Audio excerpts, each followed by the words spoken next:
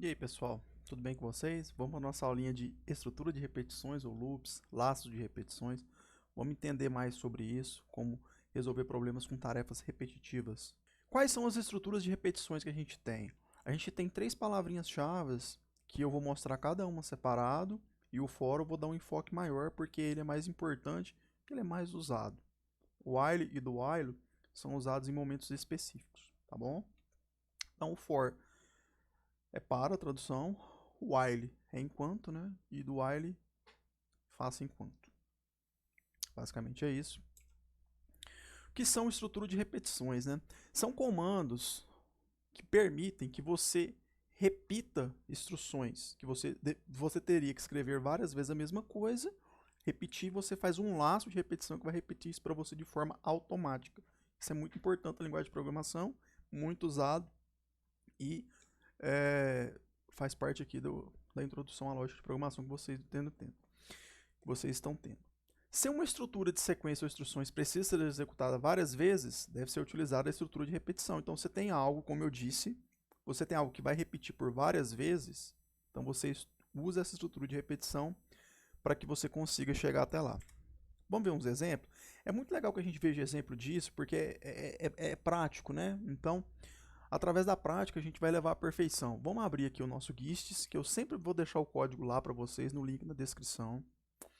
Essa aula eu vou aproveitar que eu quero mostrar para vocês o Exercise.io, tá? Eu vou deixar o link na descrição, depois a gente vai lembrar disso no final da aula, Exercise.io. Tá, então olha só, a gente tem esse código aqui, deixa eu aumentar um pouco, para ver se fica melhor. Tá.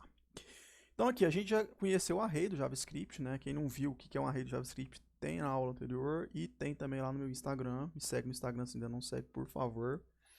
Então eu tenho uma lista de números, tá? 1, 2, 3, 4, 5, 6. Eu quero que essa lista escreva cada valor que tem nela. Como que eu vou fazer isso? Eu vou usar o laço for. Então eu vou explicar um pouco desse laço for antes da gente ir para o nosso exemplo. Deixa eu abrir a janela aqui que a gente vai usar para fazer o exemplo do console. Tá? Então eu vou explicar um pouco. Primeiramente, eu vou ter uma variável de controle. A gente já estudou que é uma variável. Que a posição dela vai começar sempre com 0 ou um valor que eu quiser. Tá? Esse list.length é o tamanho da lista. Essa lista tem 1, 2, 3, 4, 6 posições. Só que vale lembrar que toda lista começa a contar do zero, e essa informação é importante. Então eu vou pegar o i e vou olhar para a lista na posição i. Cada posição dessa corresponde a um índice começando do zero. Então a posição i corresponde ao índice zero. Quando eu mandar rodar esse código aqui, vamos copiar ele aqui e vamos mandar rodar ele aqui. Copiei, colei aqui no console, tá? Quando eu mandar rodar ele aqui no console, ele vai ter que imprimir aqui para mim, aqui em cima, os valores da lista. Vamos apertar Enter? Então ele imprimiu para mim lá, 1, 2, 3, 4, 5, 6. Vamos ver como seria se eu tivesse mandado imprimir o índice. Vamos colar aqui de novo e vamos trocar aqui onde é que está. Vamos tirar esse list, só para vocês verem como funciona. E vamos imprimir só o valor de i, que é quem é o i? É o índice da minha lista, por qual eu estou percorrendo aquela lista, tá ok? Então ele vai imprimir de 0 a 5. Então o for, ele vai fazer o C. Para que i recebendo 0, i está começando a variável, estou startando ela com 0. Até que i seja menor que a lista, incremente 1. Esse i++, ele vai incrementar de 1 e 1 a cada vez que passar no meu for. Seria o mesmo que isso aqui, ó. Vamos dar uma traduzida nele aqui, ó. O i vai receber i mais 1. É o mesmo que i mais. A gente vai ver isso na aula de operadores, tá? Então, olha lá, imprimir novamente. Vamos copiar isso aqui, vamos limpar para frisar bem. Porque a aula hoje vai longe, tá? Então, olha só, imprimir o índice, tá? Se eu tivesse colocado a lista aqui, vamos fazer? List na posição i. List, colchete, fecha colchete na posição i. Mandei imprimir, ele já imprimiu do 1 ao 6. Beleza? Então, esse aqui é o forzinho básico, tá? O próximo exemplo que a gente vai ver vai ser o while, tá? Que a gente vai ter essa mesma lista declarada, tá? Esse arquivo aqui, provavelmente, se você importa ele de uma vez, não vai funcionar, porque está duplicado algumas coisas, mas a gente precisa só dessa parte. Então, vamos ver como é que funciona o while. Primeiro, eu vou explicar. Então, mais uma vez aqui, ó, eu vou ter a lista declarada, Só que agora eu tenho a figura de um contador separado. Lembra que o contador aqui no i, que era o índice, né, que é o famoso contador, ele era dentro do for, aqui ele está de fora. E aqui eu vou ter um condicional, que a gente viu que é condicionais lá na aula de if else, que é a aula anterior, ou a aula passada, em que eu vou executar todo esse corpo aqui, tá? Todo esse bloco de código que eu selecionei agora, enquanto o contador, o valor do contador for menor que a lista. E aqui embaixo eu estou dando um count mais igual mais 1. Então, toda vez que ele passar por aqui, ele vai incrementar 1 aqui, até que esse contador seja do tamanho da lista. O valor do contador seja do tamanho da lista. Vamos executar esse código? Vamos ali, dar um F5 no Chrome, copiar, colar. Vamos ver o que ele vai fazer. Olha só, agora eu já imprimi um texto. O número 1 da lista de 6.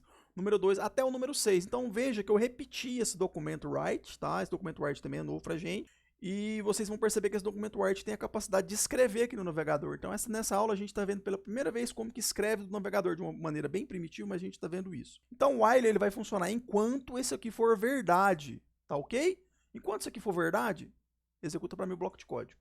Vamos ver o do while agora. O do while aqui no caso, ele vai funcionar muito parecido. Então, tem a lista 2 aqui, que é a mesma lista, tá? Eu tenho um contador do while e ele vai executar um pouco o contrário, porque ele vai ver a minha definição de verdade ou falso no final, ou seja, ele vai executar esse código primeiro para depois verificar se aqui é verdade, certo? É o contrário do while. Então, quando você tem uma condição que ela tem que ser executada pelo menos uma vez, independente da condição, use o do while. Quando você não pode executar nenhuma vez se a condição for falsa, use o while, beleza? Beleza, então vamos copiar o código e colar aqui para o nosso console, né? Então tem a nossa lista 2, 1 a 6, eu tenho a condição do enquanto, né? Faça enquanto isso aqui for verdade. Vamos executar? Ele imprimiu para mim de novo de 1 a 6. Olha que legal, porque eu estou imprimindo só o valorzinho da lista lá. Esse BR aqui, vocês não se preocupem com ele, esse BR é só para pular uma linha quando eu estou escrevendo. A gente vai ver sobre isso em algum momento numa aulinha que eu der sobre introdução a HTML. Vai ter essa aula ainda. Agora vamos partir para o for. Eu vou mostrar esses 3 exemplos que são bem legais. O primeiro exemplo, eu tenho uma string, que a gente já viu na aula de variáveis, o que é uma string, e eu quero repetir essa string 5 vezes. Vamos copiar esse código aqui e vamos ver o que faz. Vamos limpar o console aqui, dar um F5. Tá, então lá, eu declarei uma string como constante, José Oliveira, e eu declarei o meu forzinho até que o i, né, o nosso índice, seja menor que 5. Então olha só que legal. Na hora que eu der Enter aqui, vamos ver o que ele vai imprimir. Escrevemos José por uma vez. Aqui ficou um probleminha de lógica, né? Fica o desafio para vocês aí, em algum dia vocês conseguirem fazer algo que imprima uma vez, depois 2 vezes, 5 vezes. Isso é uma coisa que acontece. Então eu imprimi José Oliveira por 5 vezes. Poderia ser qualquer outra coisa. Então só para ver como eu posso fazer um lastro de repetição. Aqui eu não usei um valor, um tamanho de uma lista ou algo. Eu setei um valor fixo. Eu quero que faça 5 vezes, ele vai repetir, né, escrever e mostrando um incremento aqui do lado. Olha que legal. Mais uma forma de um for simplificado. Em vez de eu pôr esse let i igual a 0, papapá, que é uma sintaxe bem feia, que no dia a dia vocês não vão usar isso aqui com facilidade, tem essa forma aqui que é uma forma simples, onde eu tenho o índice, né, na lista. Olha que legal. Eu escrevo o índice passando aqui, só que é mais simples. Vamos copiar isso aqui e colar. Depois o último exemplo vai simplificar mais ainda. Deixa eu dar um F5 aqui para limpar. E agora eu tenho lá, então o que ele vai fazer? Ele vai fazer exatamente a mesma coisa lá. Ele imprimiu 1, 2, 3, 4, 5, 6, os valores da lista, né? Só que eu peguei aqui direto. Esse é o famoso for in, chamado de for in, ou for enhancement, né? Em outras linguagens também tem esse chamado. É uma forma simplificada de você usar o for, muito eficaz e muito mais simples, né? Esse código aqui está muito mais simples do que o anterior. E por último, para ficar mais simples ainda, eu posso pegar direto o valor do item da lista, que é usando o for-off. E esse for-off, mais para frente, a gente vai ver outros benefícios de usar o for-off e quando não usar. Vamos copiar esse código aqui, que é o for simplificado com off. Vamos dar um F5. Olha só, eu tenho a lista de novo, agora em vez do in eu tenho o off. Qual que é a diferença? O in, ele me fala qual índice, aí eu tenho que ir lá na lista, passar o índice para ele me dar o valor. Aqui eu já pego o valor direto, olha que legal. Olha que ele imprimiu para mim o valor. Vamos fazer um exemplo aqui com for off, escrevendo qualquer texto aqui, por exemplo, só para a título de curiosidade. JS, opa, dá Ctrl Z, JS é legal por... É legal, tá bom, né? JS é legal. Então ele vai imprimir para mim aqui, ó, JS é legal. Se eu quisesse dar uma formatada aqui, sei lá, JS é legal, né? E aqui eu ponho esse JS é legal item da lista, né? JS é legal na frente, só para ficar mais bonitinho. Vamos copiar isso aqui, vamos dar um F5 para limpar, colar ele aqui e mandar imprimir. Olha lá, JS é legal 1, 2, 3, 4, 5, 6. Então eu pude interar um texto com uma lista. Para que serve isso aqui? Isso aqui serve para mim escrever elementos na tela que a gente vai aprender em algum momento. Serve, por exemplo, se eu estiver acessando uma base de dados, eu ler dados dessa base de dados. Vocês já viram que muitos sites têm uma tabela? Geralmente, uma tabela que tem no site, ele é feito por uma estrutura dessa de repetição. Então, o laço de repetição, ele tem essa importância.